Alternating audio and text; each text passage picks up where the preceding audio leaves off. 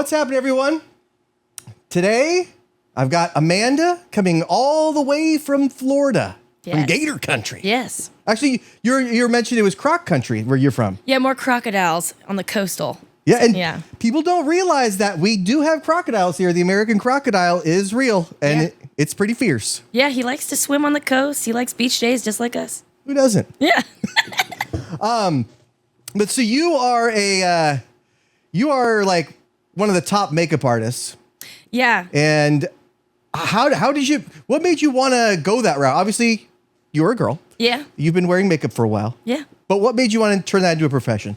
Well, honestly, a long time ago, when we were in school, I was in drama and part of like the advanced drama program. So we were in charge of a lot of the setup and creation of those plays and what went behind it as well. So I kind of fell into the makeup portion. So not only was I on the stage, but before the productions, I was also doing everybody's makeup. So it really started back, at high school doing makeup behind the scenes for the plays. And then people would ask me to do their makeup for prom. And it just like slowly built. I remember that. Yeah.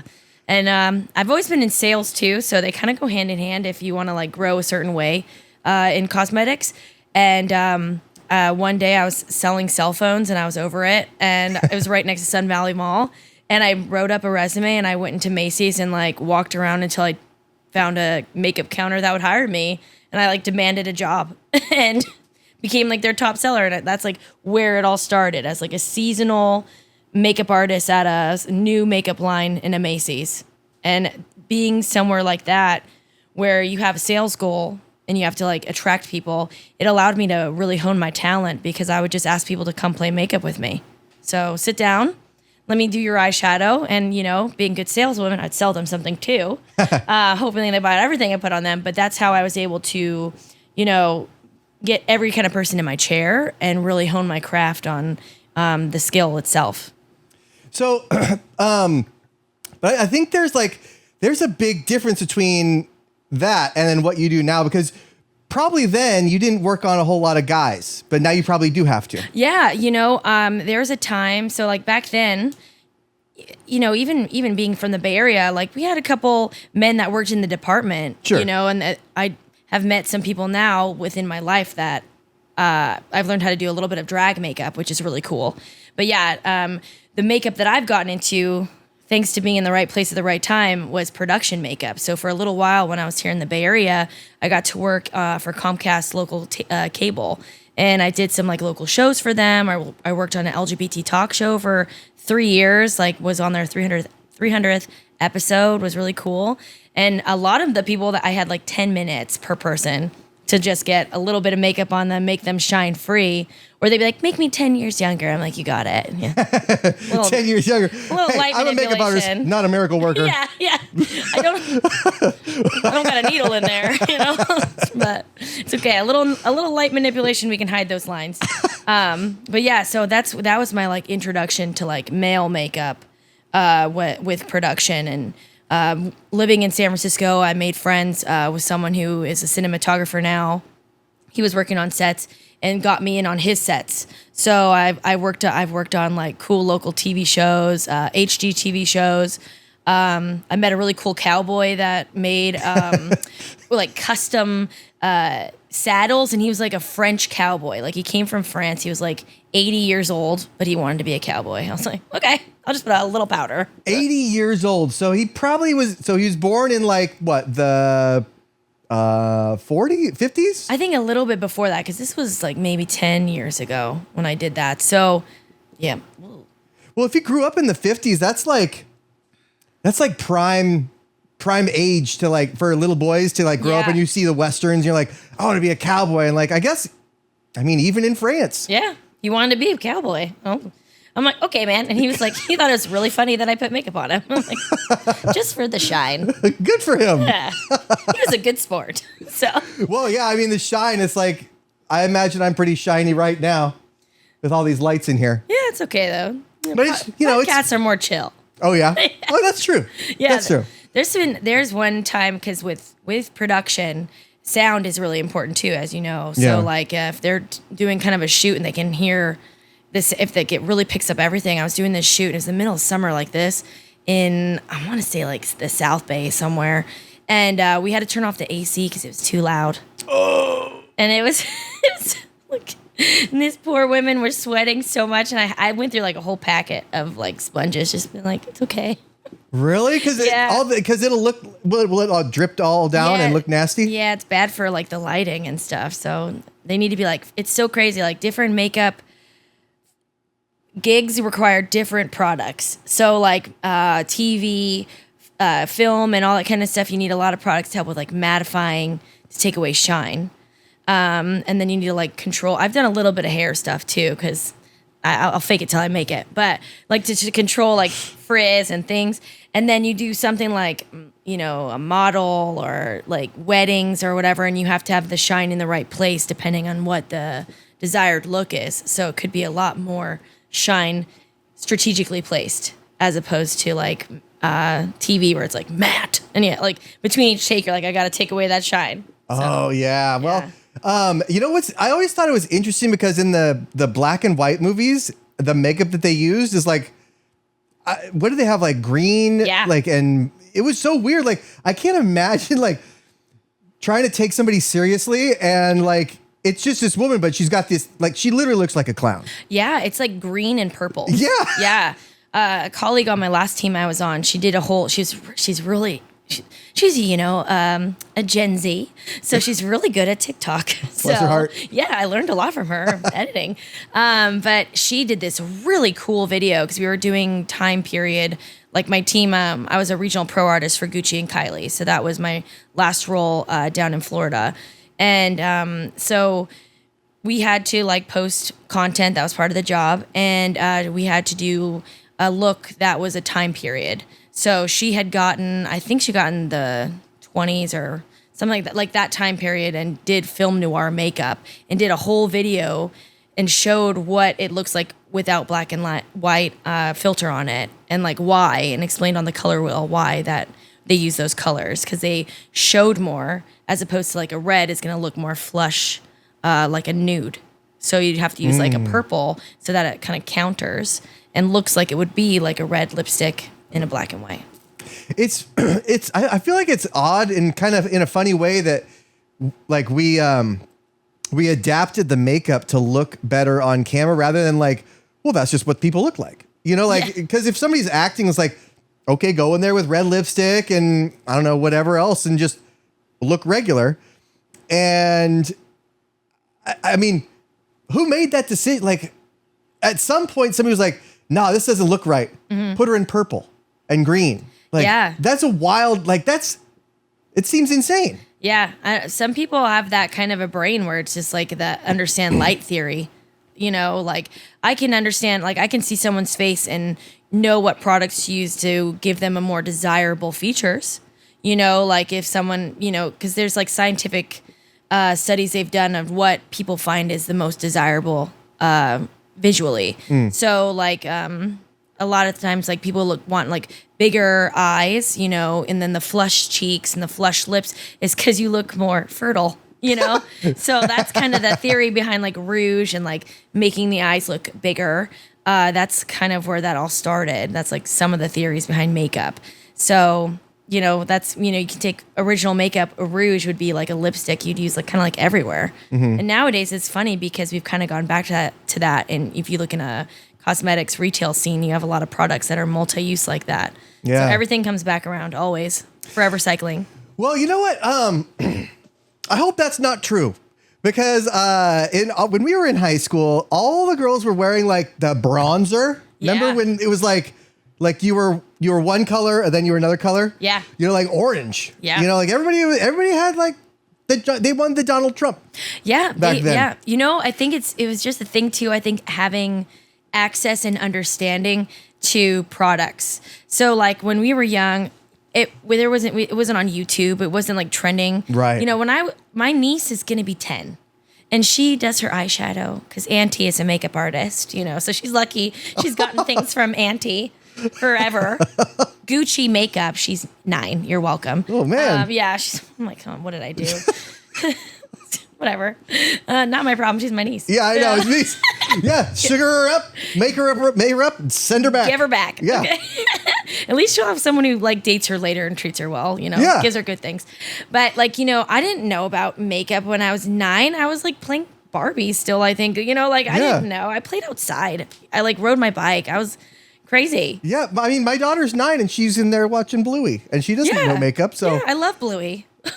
my 4-year-old though, sometimes like it's fun. Like the funniest thing is when like a little kid gets into the makeup and they're like, they look like why so serious? Yeah. It's just like that's the best thing. It's just like, of course, then you try to get it out of the carpet.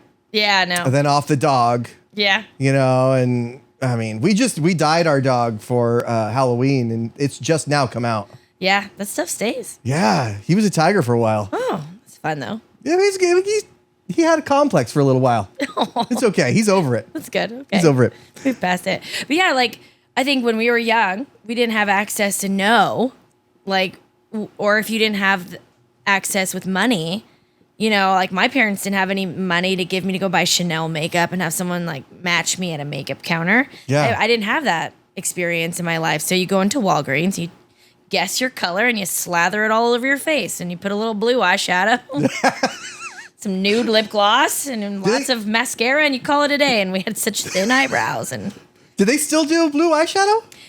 you can do blue eyeshadow strategically. So if you're a makeup artist and you understand the color wheel, that's like the biggest thing. Like if you want to be a good makeup artist, you got to study the color wheel because it'll just enhance what you know and what you can do for somebody. So I love to, before I understood it, when I was in my early days of makeup, I'm like, oh, blue looks terrible. Because I'm like, I think so about like 80s. the 80s, I'm like scarred. And like what I used to do with like my light blue and then, early 2000s. But blue complements brown. So like if someone has brown eyes, you could do a beautiful deep blue on their eyelid and it's gonna make their eyes look brighter. Or if you want to make it like subtle, using a blue eyeliner, like in the inner rim of like that little lip of skin that connects to the eyelashes, you can line that with a blue pencil, waterproof, and that will also more subtly make your eyes look more bright. Right. It'll make the whites of your eyes look brighter. Because you don't want to like end up looking like Mimi from the Drew Carey show. Exactly. That's what I think. That when I picture blue eyeshadow, Mimi. That's what I think of. Yeah. And that's kind of what my 4-year-old looked like when she came out of the room. Oh yeah, perfect. So next Halloween outfit. Yeah. So you were in New York, then Florida, New York. That's like fashion capital, right? That's where Project Runway is and everything. I mean, every day. I mean, I remember the first time I like got off the subway into New York, and I moved there from like LA. And listen, living in San Francisco for a long time, no one has fashion there. We love food. We love food and we like music. We're a bunch of kids that walk around in band tees and like flannels, unless you're like a preppy, and you're in your Patagonia and you came in for Google. And girls don't wear hats. No, yeah. Only in LA. Only in LA. Yeah, that hat thing is, my cousin lives down in San Diego and she's like definitely one of those girls that wears a hat. Oh, yeah? The Pumpkin Spice Girls, you know what I mean? Oh, bless her heart. Bless her. She's the nicest person ever, so to each their own. But that's, that's totally the vibe. But like going from like San Francisco or like kind of punk rock, and I lived in leggings and a band tee, and then you go to LA and you can kind of like step it up to like nice athleisure. Mm-hmm. I moved to New York City where it's like fashion. I remember the first day I stepped off of the subway looking like that. I'm like, I can't look like this here. Like, this is, I gotta step it up. I gotta look nice. People are giving me change. Yeah, I'm like, this isn't so bad. I'm never gonna get ahead. Yeah. So, like Brooklyn, I lived in Brooklyn, so on my days off, I could be a little bit more like punk rock and like ride a bike around and not care so much. But like, if I had to go into Manhattan, I'm like, man, I gotta put on real pants, or a dress, and some boots. Like, I gotta look nice. Manhattan. Yeah. That's Spider-Man, right? Yeah. Yeah. Big buildings. Man, and then so Brooklyn and the Bronx. Which one do you think is tougher? Oh, the Bronx. Yeah? However, okay, so I'll kind of compare New York City to the Bay Area. Oh, please do. Yes. Because we need this. Yeah. So this is my personal experience from it, and other people feel a different way, but I feel it's like this. Like San Francisco itself would be like Manhattan.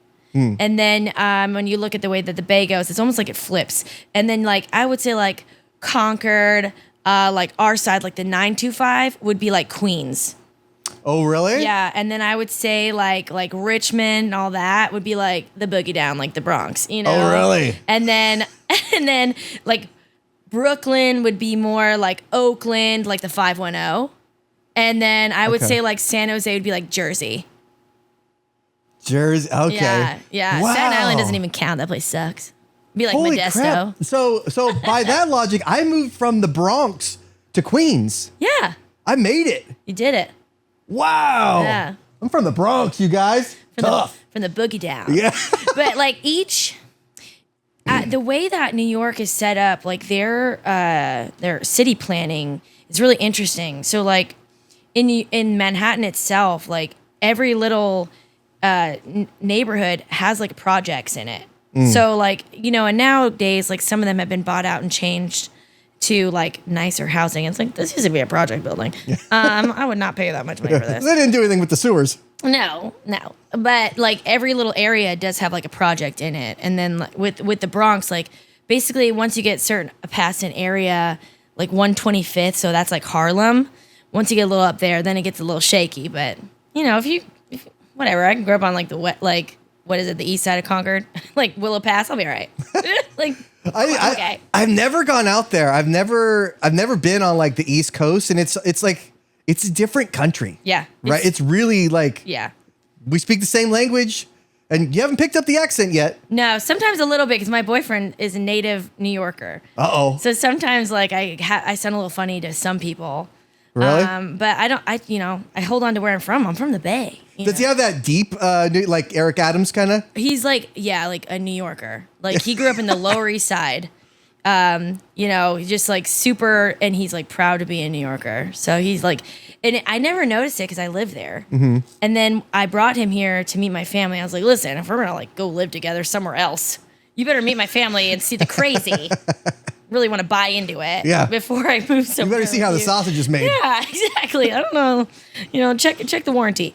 But like, I brought him here and he was like surrounded by my family and I heard him talk and I was like, oh yeah, you do have a strong accent. You sound a little funny out here. When he orders pizza, does he order it plain? He cheese pizza. He says cheese? He's like a slice. But he like it's like it's so that like people from New York order pizza in such a vague way. Yeah. You know, it's like plain. Yeah. Just a slice. Yeah, let me get a slice. Some pie. Yeah. You know, like, come on. Let me get a slice. You have something to work with. Yeah. And he'll be like, just like, I forget. He wanted me to order something the other day, like pizza. That's his like one cheat food because he's like super fit and like a personal trainer. I don't know how that happened, by the way. Weirdo. Artsy girl. Well, when he goes to his shows and he shows it off, he needs somebody to make him up. Exactly, right? So, at least we both understand the art of looking good. He wants to put more shine on his pecs. Yeah, right? So, yeah. here you Show are. it off. But yeah, like he wanted, like if you want like a deep dish, I'm like the cheese or you want the other one? And I tell them like, which one? He's like, cheese. I was like, okay. And I always thought, because here in California, it's like, if you order a bunch of pizzas, right, for people, and you order like a cheese pizza and like 2 pepperoni pizzas and a combination, the pepperoni is gone immediately. Yeah. And then by the end of the night, you got, most of the combination's gone, but then there's only 2 slices taken out of the cheese. Oh. Yeah. I mean, it's like, it's not a kid's party. And it screams kid's party to me, but like I have friends from New York too, and they're like, oh, you gotta get the cheese. No. You don't that's serious. Yeah, that's how you know it's a good slice. When it's like the good slice. They got like $1. Some spots are $1. There used to be $1. Like $1 slice. It's like $3.30. You're leaving the bar because these things are open way too late. And you get that like $1 slice, and it's like perfect. Not too saucy, not too cheesy. Well, and it's also like. I don't know if you barbecue, but if you like barbecue a steak, right? You want to like kind of minimize what you put on it because you want to have like the flavors of the meat come through. Yeah. And that's the same way that at least most of the people that I know from New York, that's how they treat pizza. It's the sauce. It's like you don't know how good the cheese is, how good the sauce is if you put stuff on it. Like I think it's something about the water. Yeah. Because same with the bagels. Their bagels taste different. Right. They're better. Same with Europe. You know, Yeah. I mean, the West Coast water, I guess, is just shit. Yeah, it's good for sourdough bread. Is it? Yeah, that's why we have sourdough. That's all we got. Yeah, we got sourdough. Well, they got Spider-Man, they got pizza, they got the nice, and we got sourdough. Yeah, it's fine. And Ant-Man. Yeah, okay, well, I like Ant-Man. He's cool. Kind of nerdy. I mean, they get all the good soup. They got the Ninja Turtles, too. Yeah, did you see they're relaunching? Like, they're going to have the original Ninja Turtles out for its 30th anniversary in theater. Oh, the one where, like, they dressed up? The one, like, the first one. Yeah. Yeah. Mm-hmm. God, those costumes have got to be, like, relics at this point. Yeah, so they're gonna relaunch it for its like 30th birthday in theaters. I saw. Now, that's not the one with, what's the guy? Vanilla Ice, right? He's the second one, right? Yeah. Oh, that was Yeah. my favorite. I learned the other day that a wrestler was Shredder in the original one. Oh, I can't remember. Oh, really? Yeah, it'll come to me. But yeah, like a wrestler was Shredder. Well, you know the dad from Fresh Prince was Shredder, the voice in the cartoon. Oh, Yeah, I might have known that. I'm pretty sure. Yeah, it was Fresh Prince. Yeah, it was Fresh Prince. I might have known that. But yeah, the original Ninja Turtles is so weird and great. I love it. Yeah, and it's such a lost art. Yeah. You know, like the animatronics, the makeup. It's. I feel like it's starting to come back a little bit as like a novelty with like them releasing like Netflix releasing like Dark Crystal. Yeah. And people getting back into like Labyrinth and Never Ending Story and things like that. And there's just it doesn't look real, but there's so much more magic in that. Yeah. You know, than something CGI. Yeah, because somebody created it. Right. Like someone put their blood, sweat, and tears into that. And there's somebody actually in there. Yeah. Yeah. I know Jim Henson had some cool stuff. And Brian Henson too, when he took over, I don't know if you ever watch it, but there's the dinosaur show, Not the Mama. Yeah. Oh yeah. Oh, I forgot about that. I didn't Yeah. know he was that part. Yeah. Not. Yeah. I'm the baby. Yeah. I have my kids watch it, you know, and we watch all those kind of old. We watch Power Rangers and all these older shows, and Alf for sure. But you know, it's always.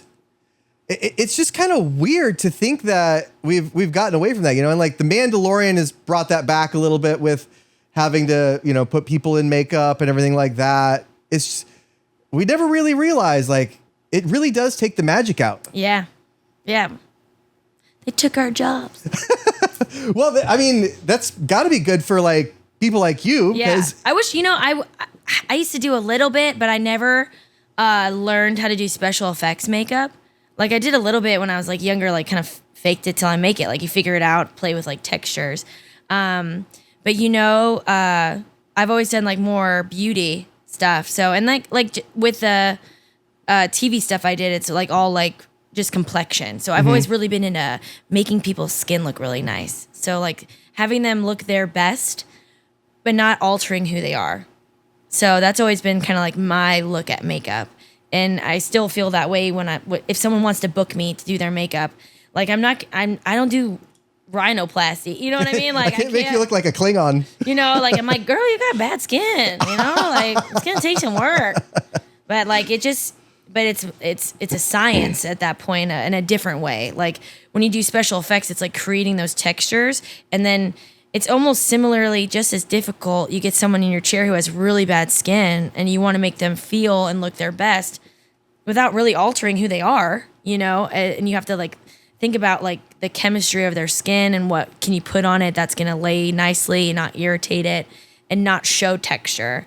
And then you have to think about how the light plays on it. So like, how can I use light to manipulate how someone can see her face or his face, you know, like how can I like use it to create shadows and lift and kind of like hide at the same time other textures, other places. So yeah, I've always kind of wondered, because obviously back to high school, like the boys were always like, you know, you have a pimple, everybody sees it. Yeah. You know, and the girls were like, nope. Yeah. You know, like gotta hide that one. You're like, no, you're not invited. I was like, that's totally not fair. Yeah. You know, but also like I was wondering, you know, when you put the makeup on and you have the pimples or whatever, does that make it worse? I mean, it can. It depends. It depends on the person's skin. So, like, and it depends on the products you use. I think that makeup has come a long way in science. Like, they've removed so many bad ingredients, and now they even make products that will help your skin while it's on there. So they're like, for example, the product that you want to use on a pimple, like a concealer, you're concealing something. It was back in the day just a thicker form of the base. So you're getting a little bit more like targeted coverage. But now like certain brands will put like salicylic acid or something like in there that's going to help kind of work on treating the pimple while it's on top of the skin. So now you're getting a little bit more of a benefit from it, which we all want, right? And then like a lot of brands are removing all the icky ingredients, using more plant-based products or being cruelty-free. They don't test on animals. And so like those have really gained importance. And I like it because I'd rather not put like a bunch of red dye 33 or whatever like all over my face. Don't eat the red ones. Yeah, exactly. I don't want any of that, or like lead. Yeah. So like they put lead in red lipstick, back in the day forever. I mean, they put it. Yeah, that is wild, right? But they put lead in so much. Yeah. They put lead in paint. They put lead in, well, obviously the gas. Yeah. And people's IQ actually went down. Yeah. Like 2 points on average. I believe it. And they still put lead in airplane gas. I don't know if there's really any way to get around that because the cooling effect that it has and that it works the same at altitude. But yeah, lead. Yeah. Who would have thought? The pipes you drink the water out of? Yeah. And then another one, a really popular product back in the day was called Lip Venom. It was a plumping lip gloss and had fiberglass in it. That's what was the irritant that caused the blood flow to the lips to make them swell, to make them look bigger. So I thought they did something with bees. No? No. So usually, most brands nowadays will use like menthol and cinnamon, different kinds of like herbal products that help stimulate blood flow. Oh. Yeah. So like menthol soothes, and then like when I was with Gucci recently, they used what was it? Ginger, cinnamon, stuff like that to like stimulate blood flow to the lips. Really? Mm-hmm. So it's like that, like almost like a slight irritation, but not so bad as fiberglass. Yeah, fiberglass. I mean, God, I got that in my skin because I do stuff with cars and it won't come out. Like it'll get, especially if it's hot and it gets into your pores. Yeah. And then you try to like rinse it off. It won't come off. Yeah, that lip gloss stayed for a while back in the day. I remember the first time I tried it and it looked like this. Yeah. So even like I had it so much in like all over my arms and my legs that I had to like almost mummify myself in duct tape. Oh. And all the hair came off. It wasn't. I was like poor man's wax job. Like that's. I was faster. Yeah. I was more aerodynamic. Perfect. So there was a plus. Yeah. But I was all out of tears. Yeah. Unfortunately, that sucked. But yeah, like why would they? I mean, what's the science behind that? It irritates your lips, and then it just makes it bigger because it's swollen. And everyone wants fuller lips. So, just vanity is a crazy thing. Fuller lips because it shows that you are fertile, right? Exactly right, and then you're going to be more desirable. But this will do the same because no plastic. This is the best. Yeah. I prefer that. Metal water. Yeah, I'll take it. I feel like there was all kinds of stuff like that they did. Yeah, like a lot of makeup. They're taking out mica, not mica. Maybe it is mica, but like in powders, like in stuff like that. There's some stuff or talc. That's one. Talc's in like baby powder, absorbs, the like moisture for babies, so they don't get diaper rash and stuff. But like I think originally they put talc in powder to help with like taking away shine and making things look more smooth and matte. But like long term, talc isn't the best for you, right? To have all over your face or inhaling it or whatever. Does it just dry you out or something? Yeah, it's like it's a drying agent, and so like now there are more natural products are taking the talc away. So like there's every year something comes out where they're like, oh, we're gonna edit this and fix it. So whatever the science shows is better for you, they like change it. Yeah. Plus, we can make it more expensive. 100%. Yeah. Every year things go up at least $2. Hey, Yeah. ballin'. Yeah. When I started with like YSL, I managed the YSL counter for Nordstrom in San Francisco Center. And I think the lipsticks, I want to say they were only like $36. When were you at San Francisco Center? 2013. Really? Yeah, I worked at that Nordstrom. 2012 to 2013. And then I left there. I was at the other Nordstrom down by Stonestown first. And I was managing the Kiehl's counter because they didn't need, no makeup was open when I applied there. They're like, you want to do Kiehl's? I'm like, sure. Threw me in my first day. I'd never done skincare before. 100 bottles. I had no idea what to do with them. I cried. I was like, what did I do? Oh, wow. But it was cool. I learned about skin. So it helped me, improve my skills. Because at Nordstrom, you have to help everybody. Sure. And I shared my counter with Smashbox. So that's how I ended up knowing about that brand. So I would sell my skincare and then I'd sell their makeup. Oh, because I opened up that we had a little kiosk in that mall when I was at the 49ers. And then we opened up a store. I was like, shit, I could have ran into you. You might have. There's a lot of people that work there. Yeah. Yeah. Worked there because now it's kind of a ghost town. Well, it's gone now. But Yeah. at the time, I mean, I think Enrique worked there with me. Manhow worked there at the same time. And I think Kelsey Piper.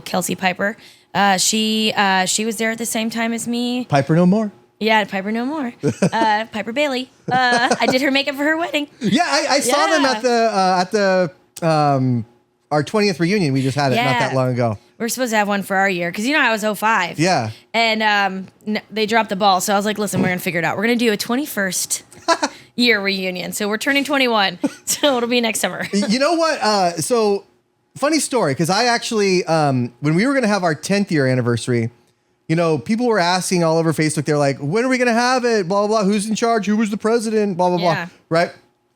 And I was like, man, nobody's going to take advantage. Nobody's going to take initiative on this. And we're going to drop the ball and it's going to be like years down the line and whatever. So I was walking my dog one day and I was like, I moved back in with my parents for like a year. So I was walking my dog from Concord to Clayton area. And I was like, I have an idea. So I posted on Facebook. I was like, hey, it was great seeing everybody at the Clayton Valley 2004 10th year anniversary at Mudville, and I hope to see you guys all again at the 20th. A lot of good faces and blah, blah, blah, right? And then so everybody was like, oh, no, I missed it. Oh, man. And then so one person, shout out Gabe, he actually came by and he was like, nice one, Josh. They've been closed for 2 hours. But then I let it soak for a day. Yeah. And then the next day I posted, okay, you guys, this is your second chance. It actually didn't happen, but you were able to feel the regret. So let's get it going. Smart. And it did. Yeah. But sometimes you got to take a little deception. Yeah, I put it on Facebook because I was like, who's going to do this? Yeah. I want to do a reunion. I didn't go to the 10-year one because I think I was doing a wedding. Oh, Actually, doing my job. Damn it. So it's okay.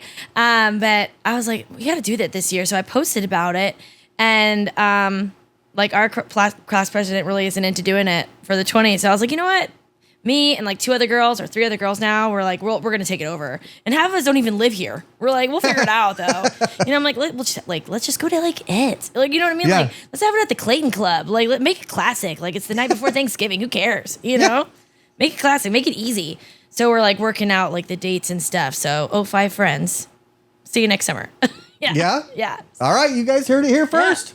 Yeah. All 3 of you that watch. Yeah. And all my 04 friends can crash the after party. Yeah. Yeah. Y'all know who you are. Yeah, because it was such a it's odd sometimes because you hang out with so many people that are a year above, a year younger, that it's oh yeah, I probably will never see that person again because they won't be at the reunions. Yeah, I wanted to crash your guys's. I should have. You should have. I know, I should have. Why didn't you? I remember when you guys had I think it was senior brunch or something, whatever, senior picnic. The one that starts at the beginning. Was it the beginning of the year? I think so. Everyone's like, where were you, Amanda? And I was like, I'm a junior. Oh. Yeah, I'm not allowed.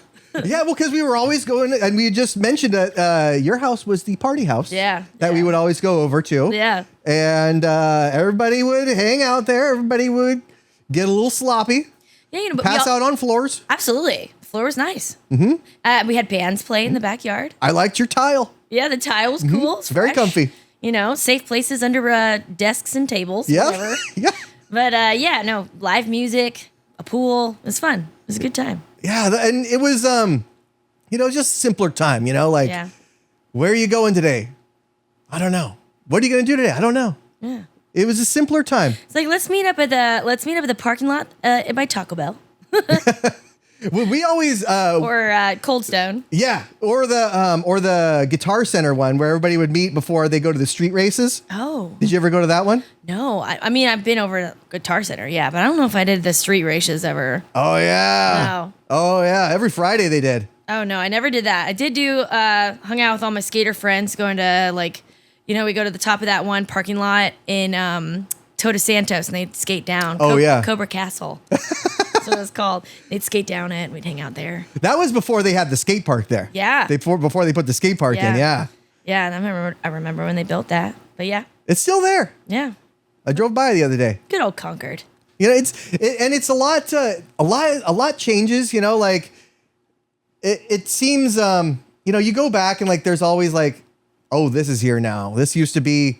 Oh, that used to be the round table that we always used to go to, and maybe we filled up beers. Maybe. Who knows? But it's nice to, be able to go there and just like, cause my parents still live there, so I just have like a reason to go and Yeah. see all the stuff. Yeah, I'm like, it's hard for me to get out. I do have family in Concord. Like my stepdad who raised me, that's my sister's dad. He still lives in Concord. And my grandfather, he passed away this last year, but he was still in Concord. And like that side of my family, there's a lot of people in that kind of area. So like holidays, I might be in Concord, and I might meet up with someone who might live there, but I don't go into there as much anymore, Yeah. So usually when I fly in, it's into San Francisco because I lived in San Francisco for so long. I meet up with my friends there and do all my San Francisco things, get all the food I miss. And then I end up like getting picked up and driven out to Sacramento. So like I'm, at my sister's house in Sacramento. So I kind of miss the middle nowadays, which I need to make more time for because there are people I want to see, but it's hard, Yeah. I mean, at the very least, like going from San Francisco to New York to Florida, it's got to be a hell of a lot cheaper there, right? I mean, Yeah. I mean, it's definitely gone up because of COVID, like during COVID. oh yeah, the Exodus. Yeah. I mean, we left. So me, Oh, yeah. Did you go during COVID? Yeah, January 2021. We left the Bay Area during COVID. We were in San Mateo. We came up here. Yeah, like my boyfriend asked me to move with him, and I was finally like, okay. And we left in January 2021. And so whenever I'd like meet people down in Florida, I'm like, sorry. I'm sorry, I'm part of the problem. But sorry about I'm a that. refugee. Yeah, it wasn't my idea. I'm a Californian. We don't think about living here. I'm not on any assistance. Yeah, I have a job. yeah, I'm sorry. I didn't do it. But yeah, it's a little cheaper, a little bit more affordable. Been able to like buy our condo that we live in, so our cost of living is a lot easier. But with condos come HOAs, so they're the worst. But it still works out to be more affordable than like renting. But luckily, being in the industry I'm at, I've been able to like get a good job that would help me anyway, But it's definitely way more affordable than New York City is rough. Like Yeah. rough. I moved there with one company, and I almost left. I was like, I did not sign up for this. This is hard. And it snowed a lot, and it was like, my first winter, they had a bomb cyclone. I was like, I can't. I'm from California. This is a lot. Yeah, that's a lot of weather for a city, It's a lot, man. It's very hot. It's very cold. And then like spring and fall are so lovely. Really? That like once spring hits, you're like, oh, that's why I live here. It's so nice. Does everybody wear like during the winter? Do they still like wear those big overcoats like they do in Home Alone and Seinfeld? Oh yeah. I mean, I had a big one that went down to my ankles. My first New Year's Eve, it was like -8 and snowing. Oh shit! Yeah. And I like had to take the subway because I had no money because L'Oreal was not paying me enough money. So like, but I was like, man, I'm gonna leave. I can go back to California. I could I could work on sets again. I have all those weddings. Well, but I'm a hippie. I like astrology. I'm a Capricorn, and I don't give up. I'm like, I came here to better my career. I gotta at least see it through. And like, it was one nice day again. And I was like, oh yeah, I like it here. I forgot. Let me try and get a better job. And if I don't get a better job by the end of summer, then I'll just up and leave. Like, at least I gave it a try. So I started interviewing, and I ended up getting a really cool job with Estee Lauder, and making more money and having a way better work-life balance. And I was able to actually like see and hang out in New York, like go out to dinner and like go see a musical. Like I wasn't so stressed on cash like I was before because it just was not a livable income. Like I considered like bartending again. I hadn't done that in years. And I'm like, man, I don't want to. I'm tired. Oh, but that's always so fun though, right? It is fun, but like bartending takes a toll when you're doing both jobs. Oh, so yeah. I was like, man, do I got to do that again too? Like I was like, I don't know. Where'd you bartend at? So my dad used to have a biker bar in Pleasant Hill. It was called the Loaded Hog. It was next to the Dome Theater. Is it still there? No, they took down that Dome Theater. Remember the big dome? Oh, yeah. They put a Dick's there. Yeah. Ah, damn it. I know. Boo. But yeah, my dad owned that bar for a little while. I had my 21st birthday there with my dad. But my dad and my mom after Benihana, so conquered. Yeah, that is. You guys went to play Qzar after. Heck yeah. That would have been great. No, it didn't make it. Too many adioses. Cool. Someone gave me that, and I'm like, I know what this is. I don't want it. Yeah. Those. That's a bad idea. Such a rookie drink. No, don't do it. Yeah. But yeah, so my dad owned that first, and then he sold it and bought another bar in Pittsburgh. And I remember one day I was like 21 or something, 22. And I was sitting in San Francisco at a bar, and I was like, why am I not bartending? I was working in cosmetics forever. But I was like, why am I not bartending? My dad has a bar. So like called him up and I was like, hey, I want to bartend. He's like, okay, Saturday's your night. Come on in. I was like, okay. So I would like drive out every Saturday to Pittsburgh from like, I lived way out in the depths of San Francisco by SF State at this point.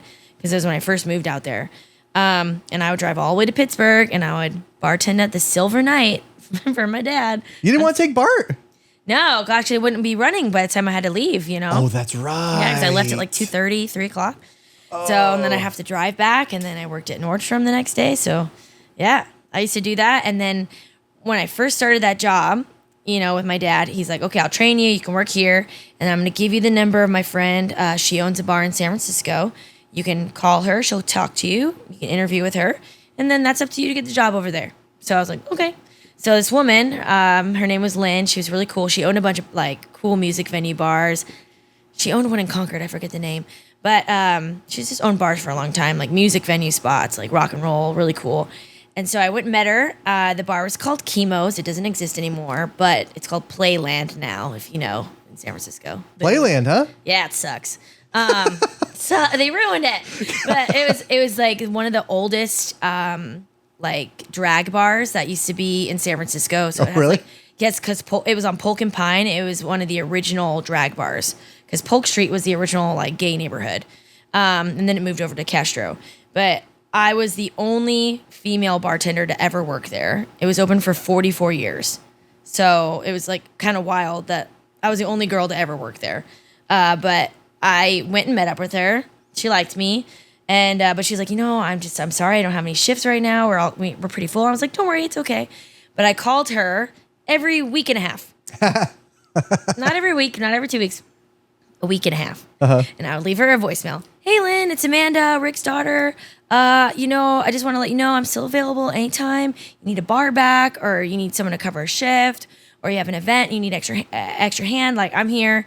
Just give me a call. And every time she like texts me back, hey Amanda, I don't have anything yet, but I'll keep you posted. And like finally, after like 8 months of calling her business partner, his name was Tony, was like, give the girl a shift. Like, give the poor girl a shift. So I showed up, and it's like all these guys working there, and they don't want to be my friend. They're like, who's this girl trying to take our money? And I was like, really? Yes. I was like, bro, I'm gonna make you money. Like, step aside. Because he's where you're going to take their tips? Yeah, they were afraid I was going to take their shift, and she just put me on to work with somebody. It was a downstairs, like kind of local divey bar, and then upstairs was a music venue. So she put me up there to work Fridays to help, kind of help them with the overflow.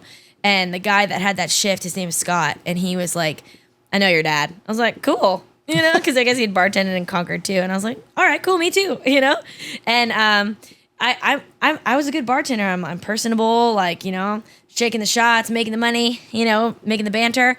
And he helped me. He saw that I'm not a threat, and he helped me be a better bartender. He's like, "Don't shake it."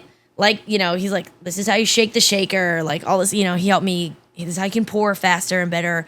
And it got to a point where he's like, "I'm just going to bar back." So I'm like, "Thanks, buddy. I got it," And I worked there for 2 years or so. So was that it's in the Castro, so it was probably primarily gay bar? Well, or it's no? Polk Street. So back in the day, Polk, I guess, yeah. that was the gayborhood. So Gayborhood? yeah, during when I started bartending downstairs, because my friend left to go to another bar because they were gonna sell it. So he's like, "Let me get out before it's too late." I got his shift, so I got Tuesday through Friday downstairs. It was awesome. But the daytime crowd was the older, the older gayborhood that was still there, So I remember my first shift. I walk downstairs. I walk in, only female bartender to ever bartend in the 40 years that it's been open, and they're like, "Ugh, who is this?" But so lesbians don't go in there? It's just gay dudes? It was mostly older gay dudes. Yeah. So you were a threat then? For the. So okay, because I was gonna say they do make gay women too. Yeah. So I don't know, but that makes sense if it's just a... Yeah, it was older. These guys were in their 50s. You know what I mean? And they're like, "Who is this girl?"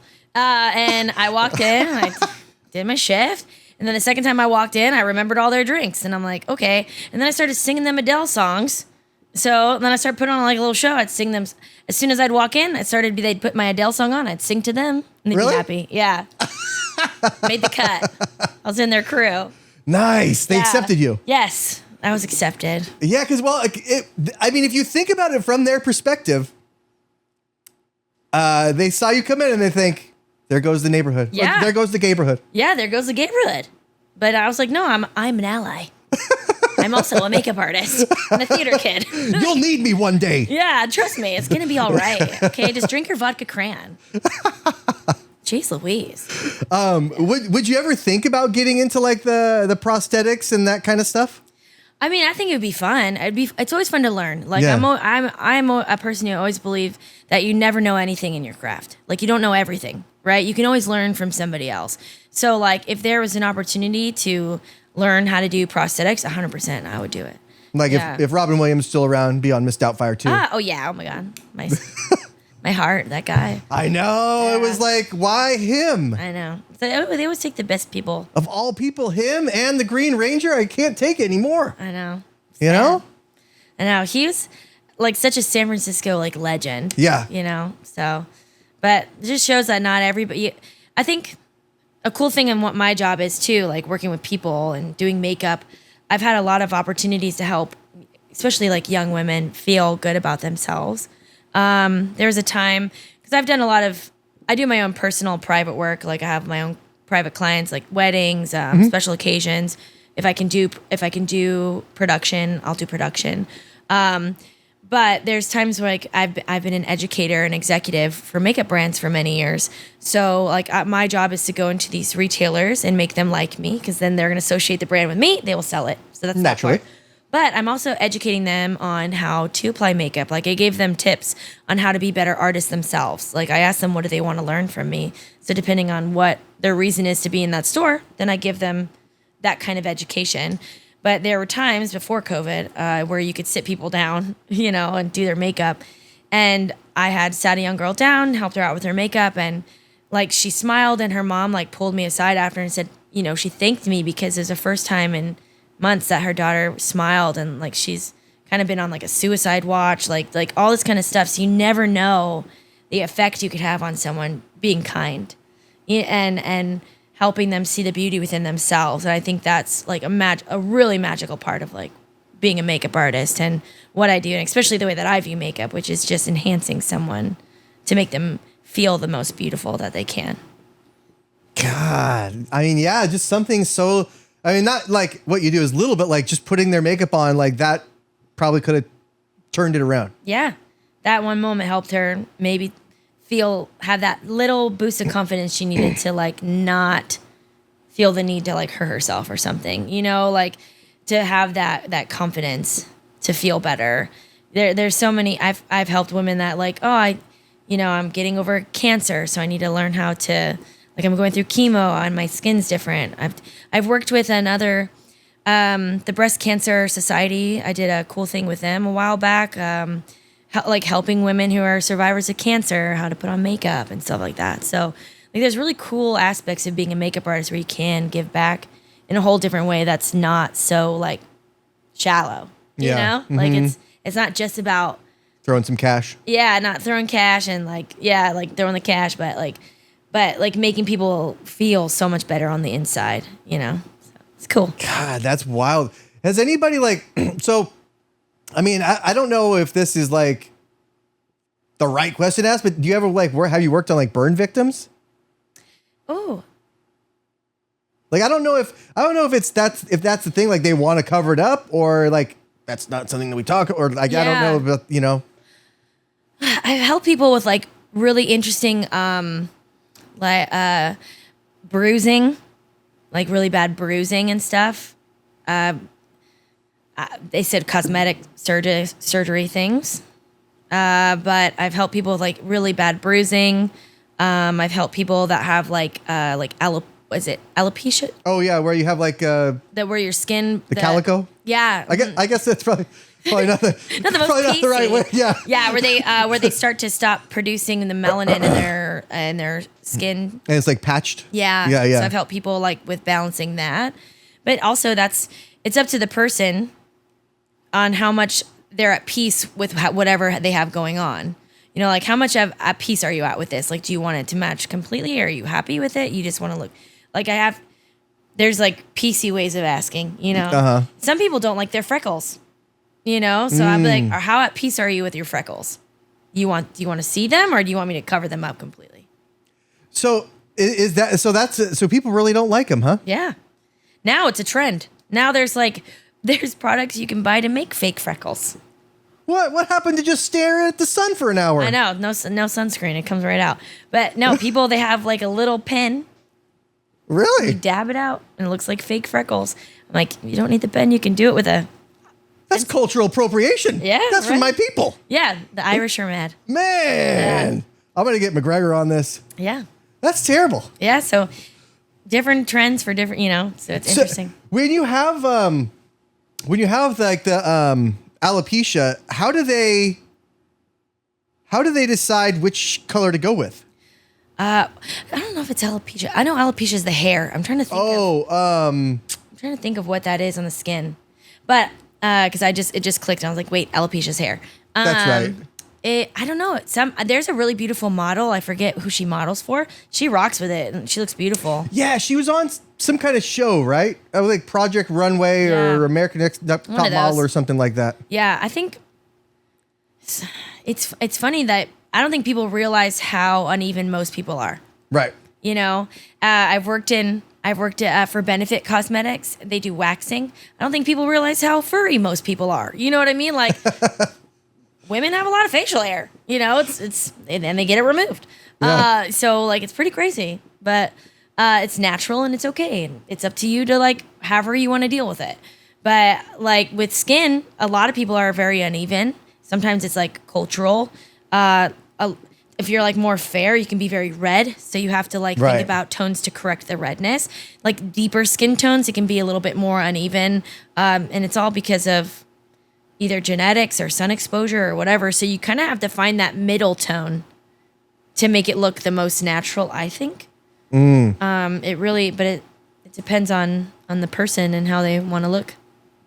I guess that makes sense. Yeah. How describe like what's bad skin? Like what, like somebody sits down and you're like, oh shit. Yeah. Like this is gonna be a tough one. Or like get the spackle. Yeah. Bad skin is usually like very textured. So like I find someone who has bad skin, usually they're not taking care of themselves. So I'm like, have you drank water today? They're like, no.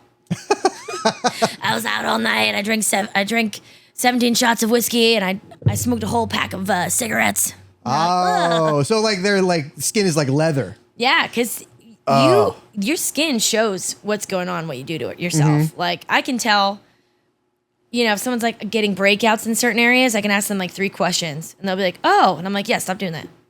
Like this is what you need to fix it, and this is what you need to fix it long term. So like certain breakouts are for certain reasons. Like your forehead is usually stress or sweat, depending on like what you're doing. But usually stress, sweat, or like your hair products can cause an irritation through here. Your center of the face is like what you eat. Your nose is your liver. So that's why alcoholics' nose is a thing. It's because they're like purple and veiny. It's because of their liver. So, oh shit! Really? And then your chin area is hormones. So I can like look at someone and be like, like they're breaking out here if they're young. I'm like, ooh, I know why. Or if I'm talking to a woman, I'm like, you been a little moody lately, or that time. Like you're reading people's face, not even their expressions, just like the history of your face. Yeah. And here I'll be like, do you like inflammatory foods? You eat a lot of red meat? Cut it out. I feel like are you attacking me? I'm sorry. Yeah, I drink a lot and eat red meat. What? This is America. Yeah, you don't want to cover up. You're happy with it. But, that's how I can know and be like, okay, this is what you need to do to soothe it. And this is what you do going forward to fix it. But like when you're doing makeup, especially if I'm in a retail environment and helping sell something like a foundation or a base, I'll be like, can I touch your face? If I had a nickel for every time somebody asked me that. Yeah, can I touch your face? Always sanitize, right? And I'm like, I gotta know. And I can like feel like a cheek and like maybe their forehead and their chin and like feel for texture. So I'm feeling like how the skin is kind of like laying, like if it feels like dry, almost like kind of like a sandpaper, or if it feels like supple and like kind of like bouncy, it's usually very healthy. Or if it's very oily. So some people produce a lot of oil, but they don't have a lot of wrinkles. So they're good. I mean, I had a good friend of mine, Brandon. Shout out, Brandon. In high school, we had like a sleepover, and Brandon didn't have the best skin. Yeah. He had a lot of acne and stuff. And one time he passed out, and we put mayonnaise all over his face. Oh no. What does that do exactly? Because he wasn't happy about it. But oh, sure. Oh man. I know I'm ashamed. I'm sorry, Brandon. We're still friends though. That's good. I'm not shocked at the behavior though. I knew you then. Yeah. So it's okay. So mayonnaise is usually a mix of eggs, like egg whites, and olive oil, and whatever else they put in American mayonnaise. And like probably preservatives. So like a lot of, especially if they already have, depending on like really oily skin, it's just going to probably cause a breakout. And then like egg yolk or egg whites can be beneficial for certain things. Like you can make a hair mask with egg whites, and like there's a lot of natural things you can do with products, like and do like a hair mask to like keep moisture. But like for someone who has like really maybe oily problematic skin, you're just like adding to the problem. Yeah. That's what I thought I was doing. Yeah. You're just adding the grease, and he's like, no, 10 more. The problem is that like when we're young like that, it's a hormone imbalance. Yeah. So he has to figure out, and I think there's a lot of cool science now about hormones and how you can change your diet to affect your hormones. And a lot of times it's stress related too. So well, I think he's good. I think he's good now. He was in the Navy, and I think the salty air helped, something like that probably because he doesn't have more. Change of environment, and also your hormones change every 7 to 10 years. So someone who might have been, suffering through like hormonal acne when they're a kid, once it hits that next, cycle of hormones, it could go away. And then someone who might have really beautiful skin, especially like a woman, right? And they have perfect skin their whole life. Then they get to like a perimenopause or menopausal state where they're no longer producing like estrogen, more testosterone. They might start to see that like breakout later in life. So it changes with hormones, and that changes every 7 to 10 years, which means your allergies can also change. Right. Yeah, I mean, I was surprised that when I moved up here, I didn't have allergies. Yeah, You it know? might have been but it also might have been air quality. You know.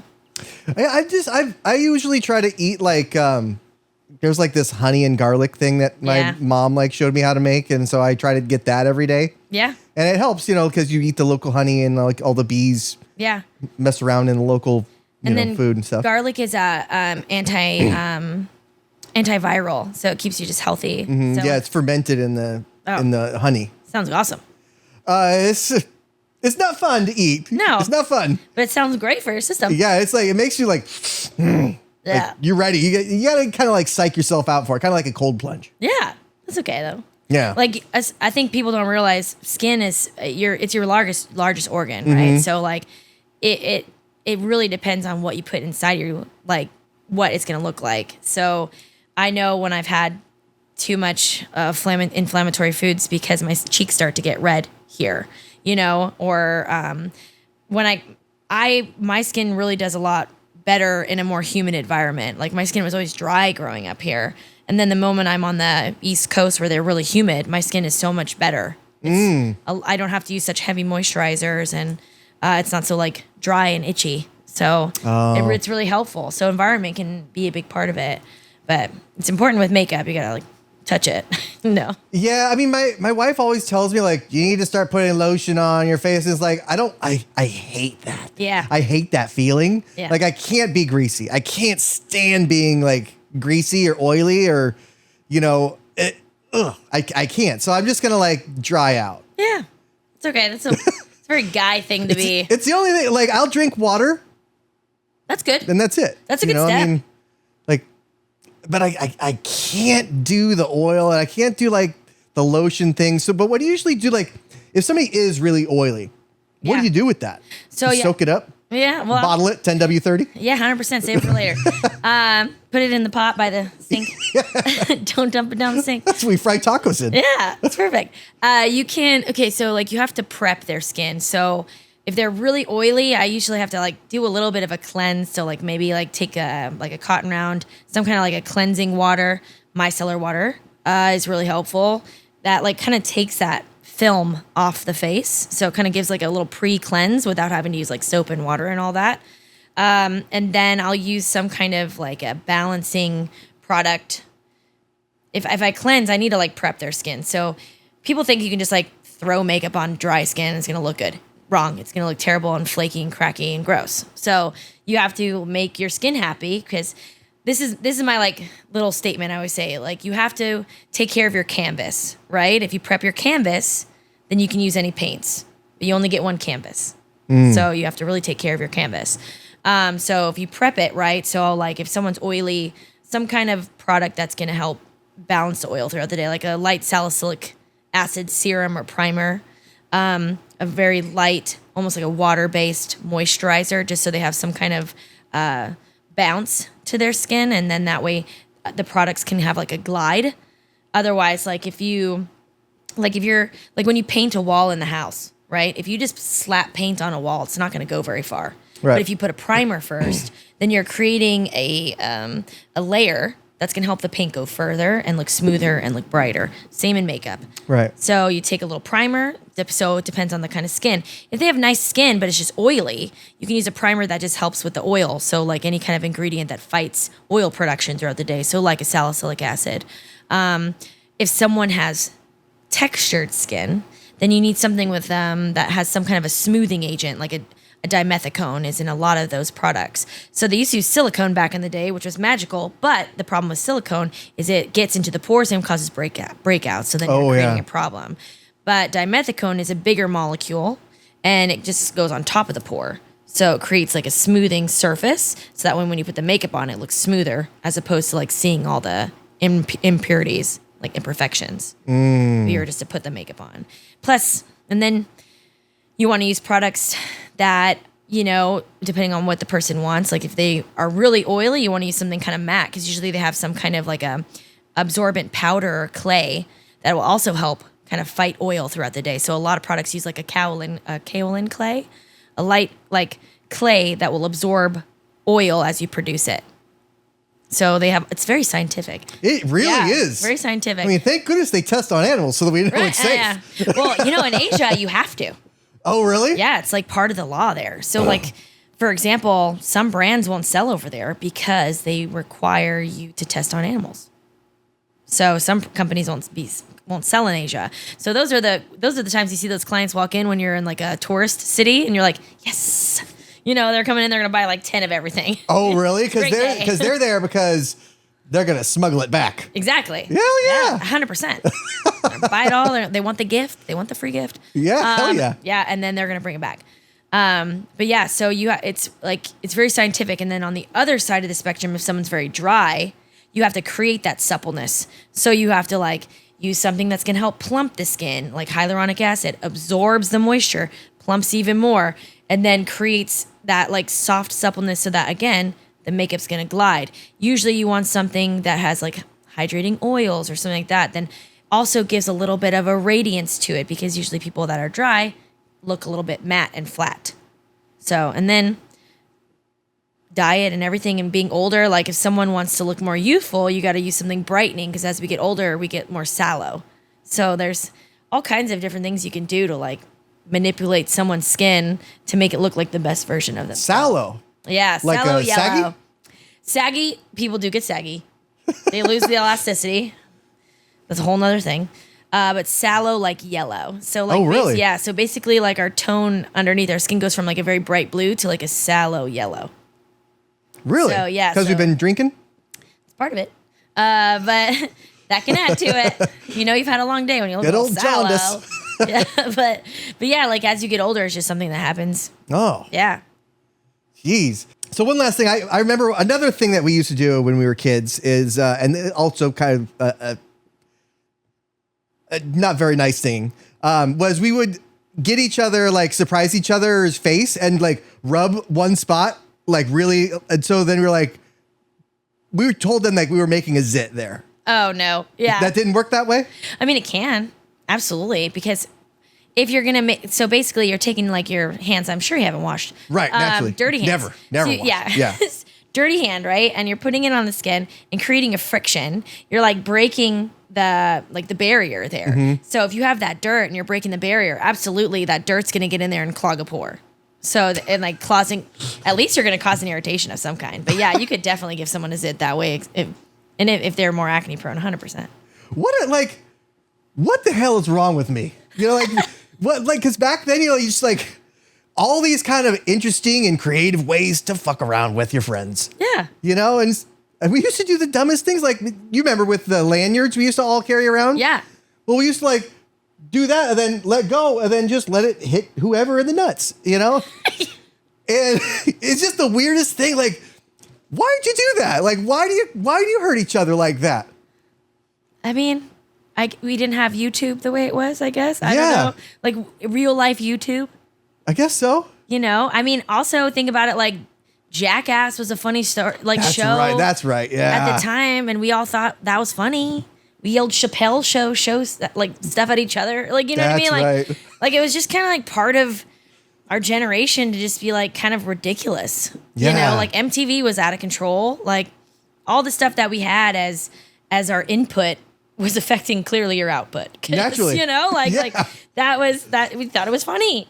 So, that makes a lot of sense. Yeah. We're a product of our environment. Wow. And you have to be, it comes with growth and having awareness and like wanting to be aware to like change and grow outside of that. Like we could still be in Concord doing the same stuff. There's people doing that, people are there. But like, you grow, you change, you have a family, like you create something cool, you become, do something with your talent and you're growing and learning above what you started as. So as long as you have the awareness to do that, you'll forever keep growing and learning in life. But you got to come from somewhere. Yeah. You came from lanyard swatting. It's okay. Yeah, I mean, it wasn't so much about the lanyard as so much the heavy keys on the other end. Exactly. Yeah. And we learned a little bit about physics. Yeah. So we were, kind of winning all around. Yeah, absolutely. Well, I appreciate you coming by. Thank you. And if you're in town again, don't be a stranger. Come by and have a cold beer. We have cold ones in there. Those are all warm because I just went to the store. That's okay. So Thank you so much. It's really a pleasure. Thanks of for course, having me. watch out for those gators out there. I will. Yeah. All right, see you guys.